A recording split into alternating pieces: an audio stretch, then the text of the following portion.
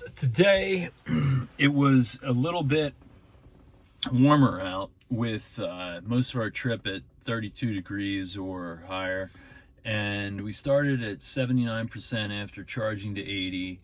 I guess it goes up to 80 and then falls down, or maybe it didn't make it to 80 before we left. But I'm feeling much more confident in keeping the max charge set at, I've got 80 or lower, even though I've got an LFP that needs to be charged to 100% every once in a while. I'm feeling really pretty confident about doing that. I think that we'd probably be fine. Let's go ahead and knock it down to 70 for the next charge. I had been keeping it at 60, but it was nice that right from the start this morning, I had the regenerative braking. It might have been the temperature, certainly having the space to fill the battery with the regenerative braking was nice, but it only took 8 to 9%. It just, after I pulled into the driveway, it ticked down to 70.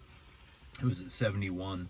So I feel like the morning drive that has in some cases taken like up to 16% of the battery in real cold scenarios, it seems to take less, assuming that's reading right. You never really know. But I feel like this has been a real learning experience that there's no reason to go to 100 as long as it's not having a hard time estimating how much is left of the battery. So I think it makes a lot of sense to keep it lower, even for an LFP battery. Not much talk about LFPs these days because the subsidies aren't available for them, but with the recent election, sounds like they may be going away. Does that mean LFPs are going to be coming back? It'll be interesting to see. But then again, there might be high tariffs on them. Who knows? But feeling like after it's been over a year of owning this car, but we're going through our second winter now, and I feel like I'm finally really getting the hang of this and understanding how the Tesla works with charging and using the battery. With the climate control, I try to leave it off as much as possible and just use the heated steering wheel and seat.